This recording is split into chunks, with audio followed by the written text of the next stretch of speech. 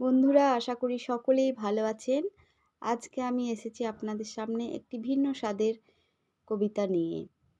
কবি বুদ্ধদেব বসুর কবিতা আজকে আমি পাঠ করে শোনাবো। বুদ্ধদেব বসুর অনেক বিখ্যাত কবিতা আছে।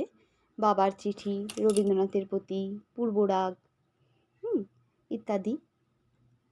এখন আমি বুদ্ধদেব বসুর কবিতা কোনো মেয়ের প্রতি এই কবিতাটি শোনাই।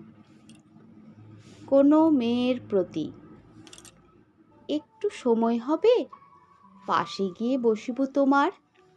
মোদের বাড়িতে বড় লোকজন, বিষম বিভ্রাট, মায়ের মেজাজ চড়া, শিশুগুলি করেছে চিৎকার।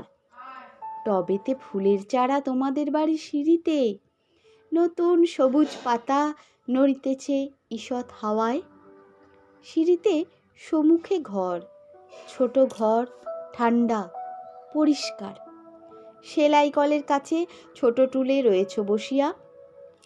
সুতো বুঝি ফুরায়েছে, বই খোলা কোলের ওপরে, ভিজে কালো চুলগুলি এলায়ে পড়েছে সারা পিঠে। সাদা সেমিজেরে ঘিরি, কালো পাড় উঠেছে জড়ায়ে। শাড়ির চওড়া পাড়, সাদা শাড়ি, মিস কালো পাড়। ঠিক তার পাশে নয়, তবু কাছে বসিব চৌকাঠে, একটু সময় হবে।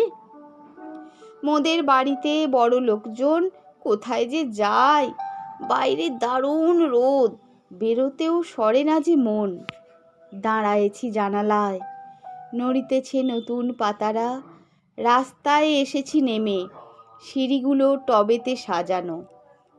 রাস্তাটা হয়েছি পার, সবচেয়ে নিচের সিঁড়িটি। মোরা কাছাকাছি থাকি, রাস্তাটির এপার ওপার।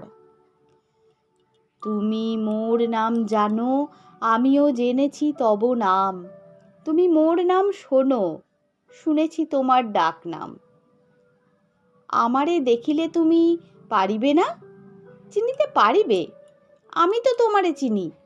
মাঝখানে রাস্তাটুকু শুধু, তারপর সাদা সিঁড়ি, লাল টবে নড়িছে পাতারা। একটু বসিব শুধু, থাক, তুমি নাই বা উঠলে, ছোট টুলে বসে থাকো। বেশ আছি এখানে চৌকাঠে, ভিজে চুলগুলি দেখে সারা দেহ করিব শীতল।